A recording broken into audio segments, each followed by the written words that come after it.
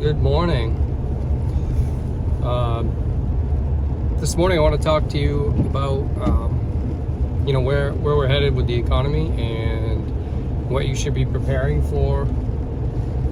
In my opinion, I don't know everybody's situation, but we're in some interesting times, to say the least, where the Fed has printed so much money and now they're trying to pull it back and take it out of the system. All of that has led to high inflation, and now they're trying to control inflation by raising interest rates. We don't know if that's going to work.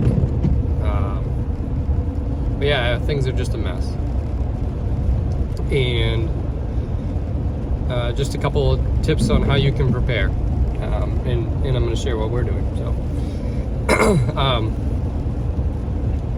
first thing is get out of debt. I'm a big fan of not having consumer debt. So consumer debt is credit cards, cars, student loans, that type of thing. Pay off whatever you can as quickly as you can, even if you have to pick up a second job temporarily just to pay some of that off. Just do it. Order your debts from smallest to largest. Pay the smallest one first. Don't pay attention to the interest rate, because if you focus on the smallest one first, it will give you traction and motivation to keep going.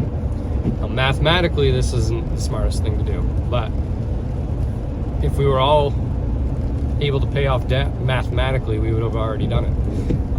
So it's a psychological thing, and why we really need to start with the smallest one first.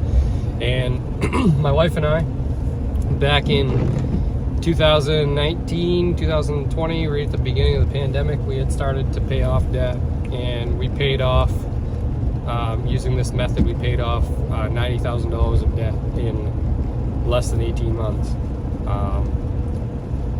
So quite remarkable, I think. And I'm gonna tell you how we took care of $24,000 at that time very quickly.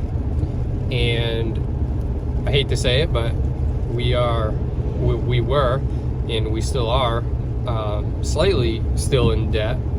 We actually went back into debt stupidly after we paid all that off, and up until recently we had about 70, which isn't hard to do. And in fact, if you figure one vehicle's 50 grand, so $70,000 of debt's not hard to do. You just go buy a vehicle and then maybe have a few Home Depot and Lowe's credit cards, and you're right there.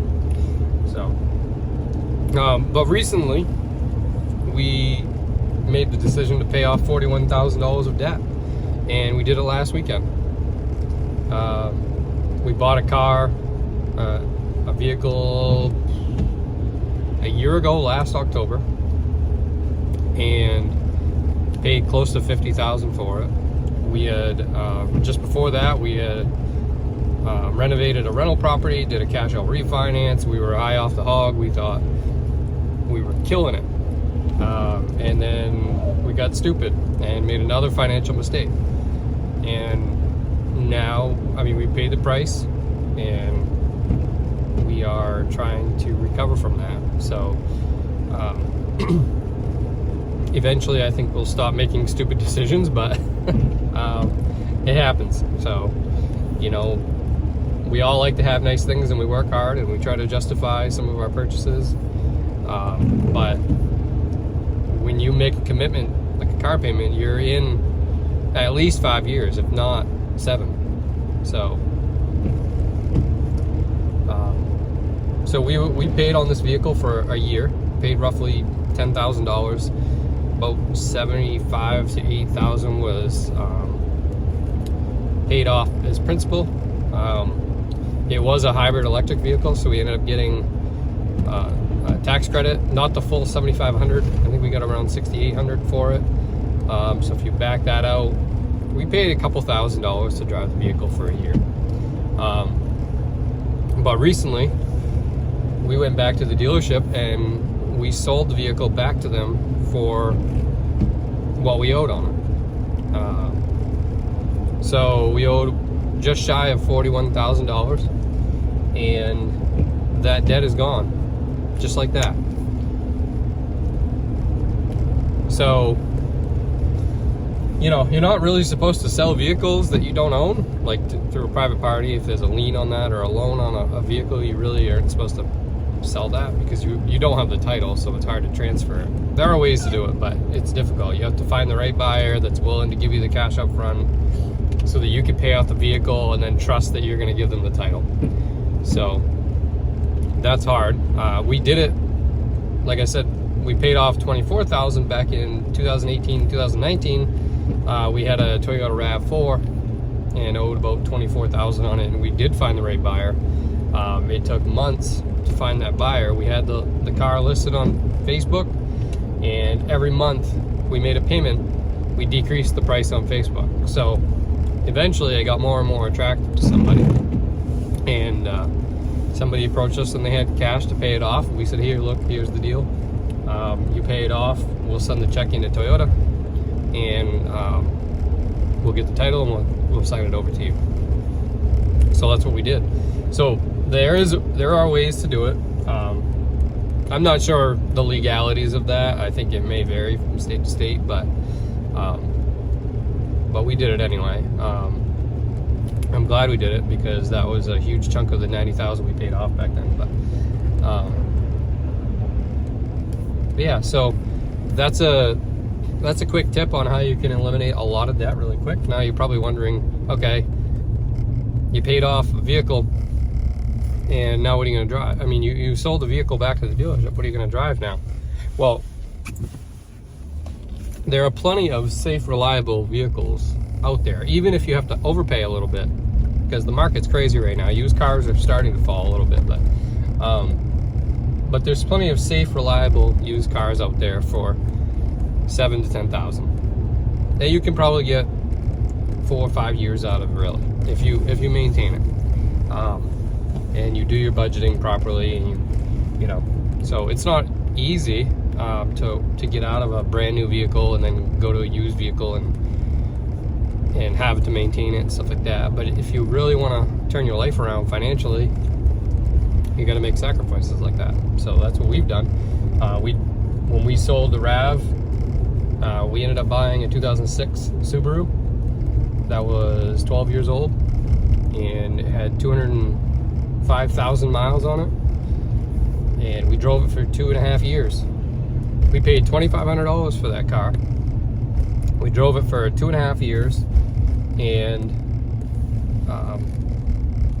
we actually sold it last year for $2,500. So we drove it basically for free, except what we paid for maintenance. We probably had new brakes. I think I put a strut in there, new tires. So we probably had $1,500 into it, maybe a little bit more. I think the subframe was rotted at one point. So even if we had like $2 or $3 grand into it, really, I mean, when you look at a car payment being $900 a month, and then you look at a used Subaru that I put, you know, $3,000 or $4,000, and that's only 3 or 4 months worth of payments. We drove it for 2.5 years, and that was a 2006. So now that we're carless again, or one of our vehicles is gone, we're looking at something newer, probably in the $7,000 to $10,000 range. Something that we can, you know, have for a little bit longer, hopefully. And when we're in a better place, well, we'll probably buy another used vehicle if we're smart, and stay away from the new stuff, at least for a while. Because our end goal is to acquire more real estate and just keep investing. And it's hard to do that when you're putting all your money into vehicles that just go down in value.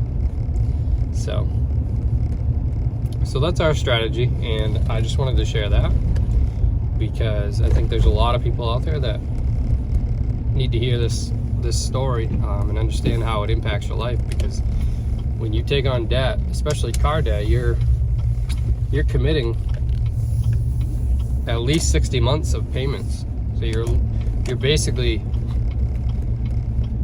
decreasing your wages at work. You can think of it that way, because how much does $900 a month take off your paycheck? Do the math. If you really want to get into math, do the math on that.